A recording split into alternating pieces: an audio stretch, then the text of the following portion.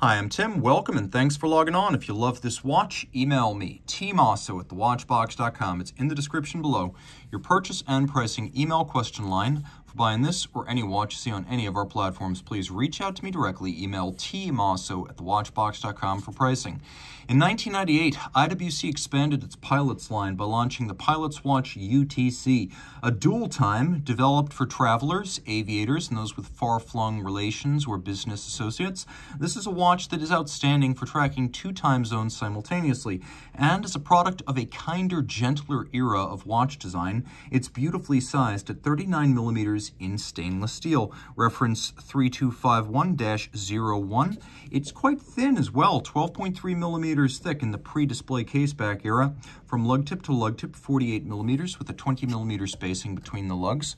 We'll throw this watch on my wrist of 16 centimeters in circumference. It is fairly broad for a 39. So from lug to lug, I would recommend you consider this watch suitable for wrists of 15 centimeters circumference or larger. My wrist is 16. Again, for reference, taking a look, it is a flat watch, low-lying with a sloped case flank, so it should slide easily underneath a dress cuff.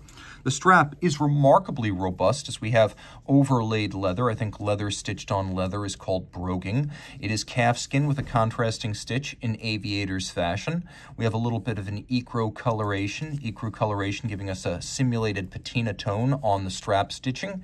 And then again on the dial, we'll do a quick loom shot of the dial just to remind you that this is matching patina, the real deal.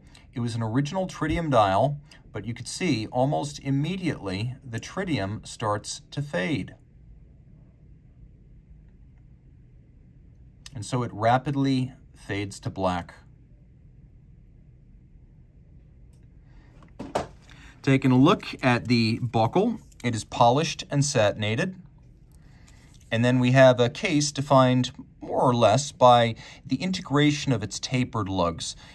Form follows function. It's that first half 20th century modernist aesthetic. And of course, all of these draw on the Mark series of watches, which were made by other companies, but most enduringly and memorably by IWC. So draws from that design language. Satinated flanks, polished bevels on the lugs. We have a little bit of an inward step to the bezel relative to the caseband to visually thin it out. There's a vertical step, then a conical plane, then we have a little polished flat just before attacking the crystal. And we have a dial that is matte black to resist glare, AR coated underneath. We have hands which are broadsword style, and then we have a instrument style array of vertically arrayed Arabic numerals and radially arrayed calibrations all the way around. We have a little faceted window for the second time zone, and these watches came with 2 different types of movements. Initially, they were made with 2893s, which are a dual time variety of the 2892. Later on, they were crafted with the reference 30710 movement. Initially, the 37256 was the 2893. The 30710 was based more directly on the 2892 architecture. And the reason I think that this is one of the later watches with the 2892 based movement is because when I pull the crown out to the intermediate position to set this watch, you see how it adjusts forward and backwards? Well, on a 2893, one direction moves the local hour hand, and then the opposite direction activates the quick set for the date. So this doesn't set like a 2893.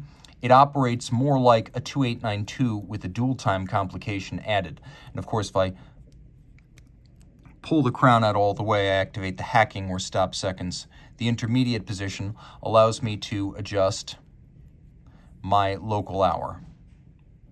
Get that there. And as you can see, everything moves in sync when I pull the crown out all the way and activate hacking. So that's how that works. I've got my local hour, I've got my reference, which is in 24-hour format, and if necessary, I can hack my seconds and set it to a reference time. This is another reason I think this is one of the later watches. It features the IWC Probus Scafusia crown, whereas the earlier versions of this watch would have featured the fish. Screw-down crown, solid caseback, 60-meter water resistance. Inside you have that 2892 modified with a dual time capability, so bidirectional winding, 42-hour power reserve, 12 and 24-hour formats, stop seconds. It's got the 4 hertz beat rate, 21 joule base. And of course, again, all of this water resistant down to 60 meters, which with a screw down crown is swimmable, provided you use a water resistant strap and not this lovely calfskin brand new IWC factory strap. Reach out to Team Mosso at thewatchbox.com for purchase and pricing details.